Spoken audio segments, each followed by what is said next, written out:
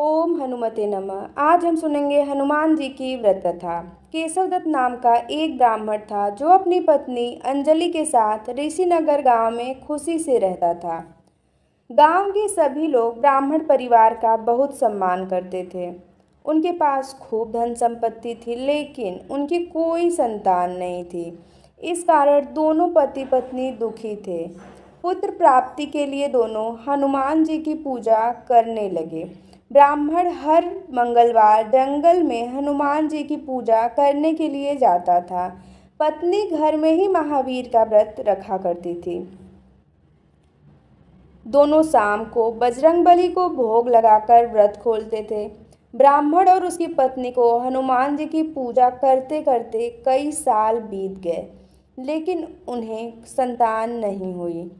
एक समय आया जब ब्राह्मण निराश हो गया, परंतु उसने बजरंगबली पर विश्वास नहीं छोड़ा। दोनों पति पत्नी विधिवत व्रत रखते रहे। एक मंगलवार अंजलि हनुमान जी को भोग लगाना भूल गई और दिन ढलने के बाद खुद भी बिना भोजन किए सो गई। उस दिन ब्राह्मण की पत्नी ने प्रण लिया कि वो अब अगले मंगलवार को भोग लगाने के बाद ही अन्न का दाना खाएगी। बिना कुछ खाए पिए किसी तरह से 6 दिन निकले। मंगलवार का दिन आया और कमजोरी के चलते वो घर में ही बेहोश हो गई। हनुमान जी अंजलि की निष्ठा देखकर प्रसन्न हो गए। बेहोशी में ही ब्राह्मणी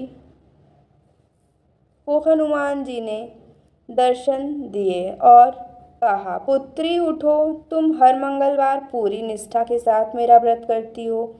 मैं तुम्हारी भक्ति से बहुत खुश हूँ। इस बात से खुश होकर मैं तुम्हारी मनोकामना पूरी करने का वरदान देता हूँ।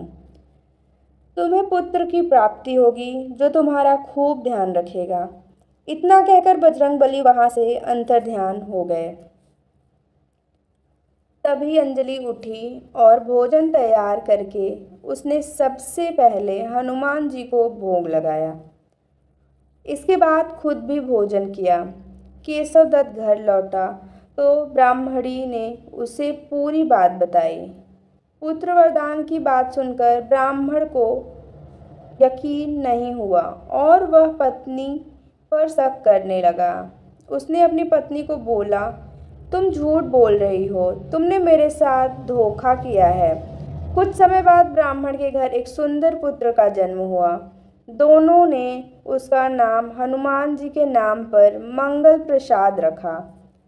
ब्राह्मण को हमेशा यही लगता था कि उसकी पत्नी ने उसे झूठी कहानी सुनाई और उसके साथ छल किया है।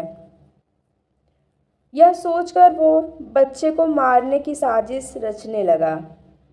एक दिन मौका देखकर ब्राह्मण कुएं पर नहाने जाते समय बच्चे को अपने साथ ले गया। वहां उसने बच्चे को कुएं में फेंक दिया। ब्राह्मण के घर लौटने पर पत्नी ने उससे पूछा, मंगल कहाँ रह गया? वो भी तो आपके साथ गया था। पत्नी के सवाल सुनकर ब्राह्मण पहले थोड़ा घबराया और फिर बोला कि मंगल उसके साथ नहीं था। तभी पीछे से मंगल मुस्कुराते हुए सामने आया। यह देखकर ब्राह्मण दंग रह गया। केशवदत्त को रात को यह सोच सोचकर नींद नहीं आई कि मंगल दास कैसे घर वापस आया। उसी रात बजरंगबली ने ब्राह्मण को सपने में दर्शन दिए।